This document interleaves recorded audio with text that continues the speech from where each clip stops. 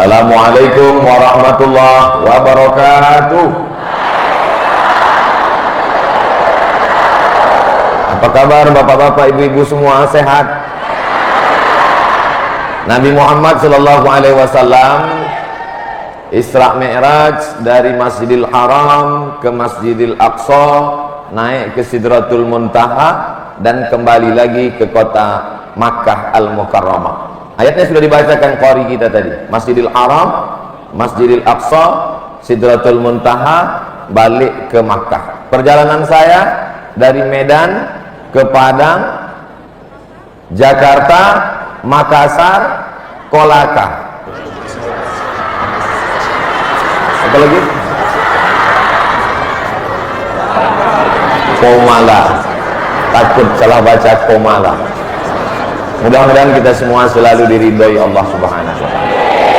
Yang sama-sama kita hormati Bapak Wakil Bupati, Bapak Dandim, Bapak Kapolres, Bapak GM beserta seluruh keluarga besar Antam. Nanti keluar beritanya di internet, Ustadz Somad diantam, bukan dihantam. Saya diberikan tema,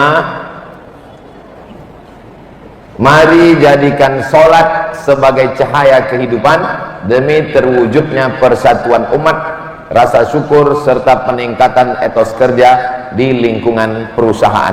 Di bawahnya ada onta 9 ekor. Mungkin maksudnya Wali Songo, tapi Wali Songo nggak naik onta. Kita tanya nanti siapa yang buat baleho lah. Mana sajadah tadi hilang? Kita mau praktek sholat karena judulnya tentang sholat. Kalaupun sajadah bukan rukun sholat, tapi biasanya orang Indonesia sholat pakai sajadah. Kalau di Mesir orang sholat nggak pakai sajadah. Bapak Ibu nanti kalau ke Mesir ngeliat orang sholat biasa aja di atas koran, di atas batu. Makanya jidatnya banyak yang benjol. Karena terlalu banyak sering kena benda yang keras. Tempat kita pakai sajadah. Tapi perlu dipahami bahwa sajadah ini bukan untuk satu orang. Banyak juga yang keliru ketika kita sholat di masjid, dibentang sajadah di depan banyak-banyak, lalu dia satu orang satu sajadah, dia kapling. Begitu ada teman yang injak sajadah dia, kamu sudah melampaui batas. Allah tidak suka pada orang yang melampaui batas. Bahwa sajadah hanya sebatas alat alas. Karena kita biasa menjaga supaya nyaman, tenang. Sama seperti sekarang, ternyata yang dikasih alas bukan cuma lantai, tapi tangga pun dikasih alas juga. Ini menunjukkan karpetnya berlebih-lebih. Mudah-mudahan rezekinya melimpah ruah. Tapi kelihatannya bapak-bapak minoritas hari ini. Mudah-mudahan bapak-bapak diberi kekuatan ya Pak. Kecil suaranya. Tidak boleh mengangkat takbiratul ihram sebelum shafnya lurus. Maka meluruskan shaf, dipasang di belakang karpet itu ada selasiban isolatif. Bagi yang masjidnya tidak ada garis, tidak ada spidol, tidak ada keramik yang dikasih garis khusus, maka dikasih garis panjang. Ujung kaki jamaah, ujung tumit tepat di ujung garis. Mohon maaf saya membelakang. Seandainya kiblatnya ke arah sana, maka ujung kaki jamaah di ujung lurus. Kalau zaman dulu Sayyidina Umar meluruskannya pakai pedang. Diluruskan pakai pedang, lurus pedang. Tapi Pak Imam jangan, nanti dilaporkan ke kantor polisi. Mohon maaf saya membelakang. Ujung tumit di ujung garis. Mudah-mudahan nggak telentang ke belakang. Malunya yang luar biasa, sakitnya nggak seberapa. Apalagi acara ini streaming di Ustadz Abdul Somad Official. Jangan lupa subscribe, like, and share. Ujungnya harus rata semua. Lalu kemudian imam mengatakan, ini imam menghadap ke arah kiblat. Lalu kemudian sebelum itu imam melihat ke makmum belakang. Sawus sufuf, fa inna taswiyatas sufuf min tamamis shalah. Tapi kadang kalau dibacakan hadisnya banyak jamaahnya tidak bisa bahasa Arab. Jadi pakai bahasa Indonesia saja. Luruskan shaf, karena lurusnya shaf itu bagian dari kesempurnaan sholat. Luruskan shaf. Tapi kadang kalau saya yang minta luruskan shaf, jamaahnya nggak begitu peduli. Makanya andailah saya dulu jadi Kapolres, luruskan shaf, pasti semuanya takut. Atau saya jadi Dandim, luruskan shaf, takut semuanya. Betul? Sebenarnya yang ingin saya katakan adalah kita bangga hari ini ada orang-orang berseragam tapi masih mau datang pengajian dan masih sholat berjamaah.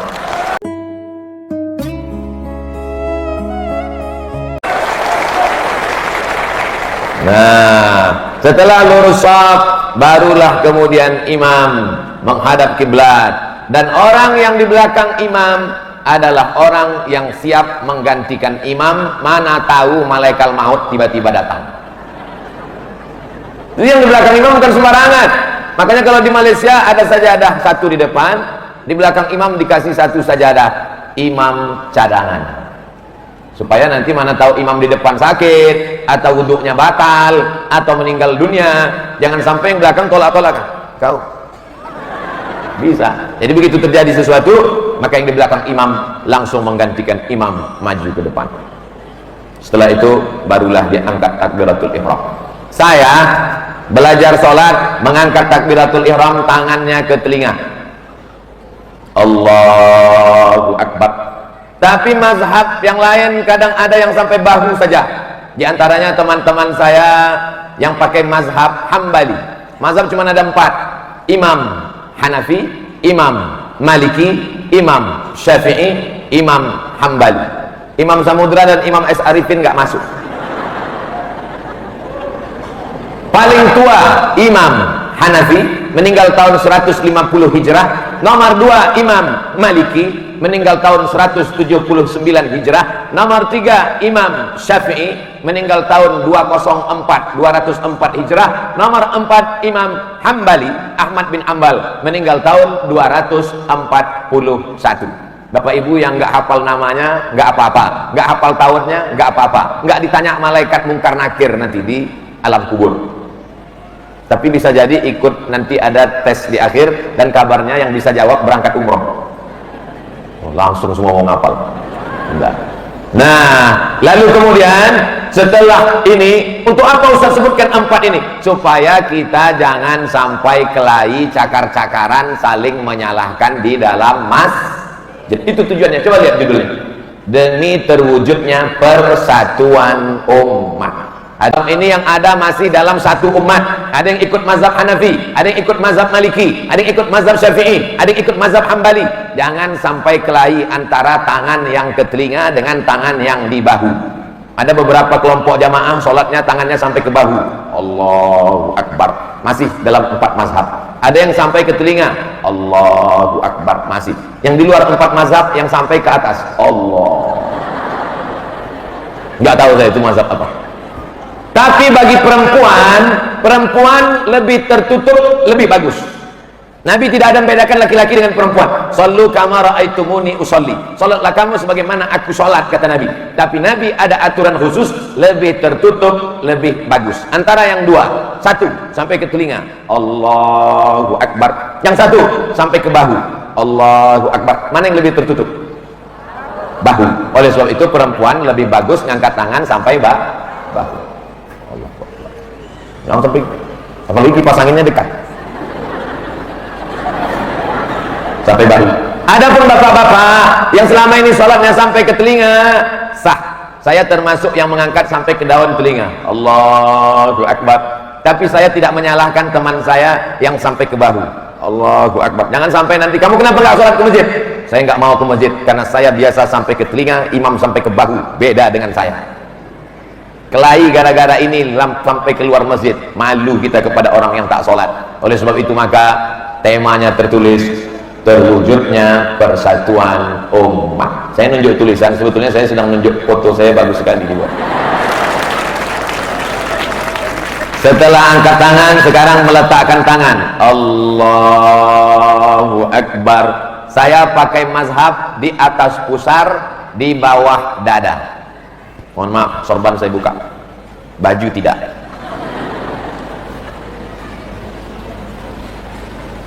Dada, pusar. Yang nggak punya pusar, di agak-agak dikira-kira. Saya pakai mazhab di atas pusar, di bawah dada. Dada, pusar. Di atas pusar, di bawah dada. Allahu Akbar. Ini saya. Tapi saya kuliah di Maroko. Di Maroko mazhabnya Maliki. Maliki mazhabnya 2. 1 di atas pusar tepat Allahu Akbar. Satu lagi mazhabnya ada mulqabdi, irsal lepas ke bawah, Allahu Akbar. Raja Maroko, Raja Hasan II, anaknya sekarang Muhammad VI, bapaknya Muhammad V, Hasan II, Muhammad VI. Nanti kalau meninggal punya cucu Hasan III, Hasan II, Muhammad V. Nanti kalau begitu namanya dibolak-balik terus.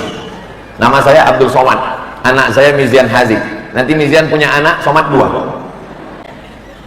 Allahu Akbar.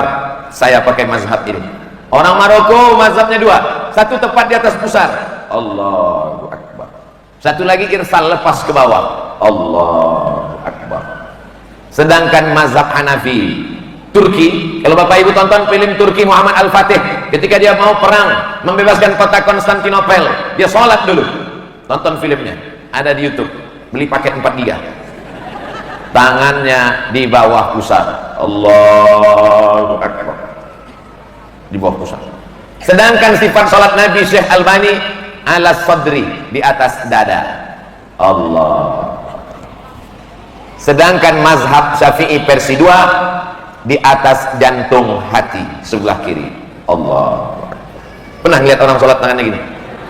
Di atas jantung, karena makhluk yang paling mulia di dalam badan ada segumpal jantung. Kalau yang segumpal ini baik, yang lain ikut menjadi baik. Kalau yang ini rusak, yang lain ikut menjadi rusak. Ala wahiyal qalb, jantung diletakkan di atas jantung, Allah Akbar. Sekarang kita hitung berapa posisi tangan. Mau dari atas sampai dari bawah? 1, 2, 3, 4, 5, 6. Yang dari atas 1, 2, 3, 4, 5, 6. Tapi jangan 6-6-nya dipraktikkan hari ini. Saya bercerita ini bukan mau supaya umat main-main sholat, bukan. Saya hanya ingin supaya kita paham bahwa kalau ada orang melakukan membuat yang 5 ini berarti masih dalam mazhab Ahlus Sunnah wal Jamaah. Mana tahu nanti datang teman-teman kita dari Maroko, sahabat-sahabat saya datang seminar internasional di Kolaka dari Maroko, Allahu Akbar. Ini ISIS ini, bukan. Itu mazhab Maliki irsal adamul qabdi namanya. Tapi saya tidak pernah pakai mazhab ini di Riau, di Sumatera, di kampung. Saya imam masjid, saya ketua masjid dekat rumah saya, Masjid Ibadur Rahman. Kalau saya sholat di masjid saya nggak pernah saya praktekkan Allahu Akbar. Karena kalau saya sampai gitu pasti makmum belum selesai sholat udah berbisik. Ini Ustaz Somad nampaknya aliran sesat. Saya tetap pakai mazhab Syafi'i, Allahu Akbar. Tapi saya tak menyalahkan yang Allahu Akbar. Suami ibu pakai yang mana? Enggak pernah sholat Pak Ustaz. Mudah-mudahan dapat hidayah pulang dari sini. Amin ya rabbal alamin. Karena tidak ada gunanya rumahnya megah, mobilnya mewah, tapi suami tidak sholat. Walaupun hidup 1000 tahun kalau tak. Jangan, belum, kita masih sholat, kalian nyanyi. Allahu Akbar. Allahu Akbar kabira walhamdulillahi katsira wa subhanallahi bukratan wa asila. Habis satu iftitah. Tapi ada orang dicampurnya dua iftitah. Wajjahtu wajhiya lilladzi fataras samawati wal arda hanifan musliman wa ma ana minal musyrikin. Inna salati wa nusuki wa mahyaya wa mamati lillahi rabbil alamin la syarika lahu wa bidzalika umirtu wa ana minal muslimin. Tapi ada yang kawan di sebelah iftitahnya beda. Allahu Akbar. Allahumma ba'id baini wa baina khatayaya kama ba'adta bainal masyriqi wal maghrib. Ada 9 doa iftitah, 9-9-nya ada dalam hadis-hadis yang sahih. Silakan. Jangan kelahi gara-gara iftitah. Yang sebelah sini baca Allahu Akbar, Allahu Akbar kabira. Yang sebelah sini baca Allahu Akbar, Allahumma ba'id baini wa baina khatayaya. Perang antara Allahumma ba'id dengan Allahu Akbar kabira. Yang di tengah preman baru tobat. Doa iftitah hukumnya sunnah, dibaca bagus, nggak dibaca nggak apa-apa. Tapi saya tetap baca sunnah. Allahu Akbar, Allahu Akbar kabira, walhamdulillah.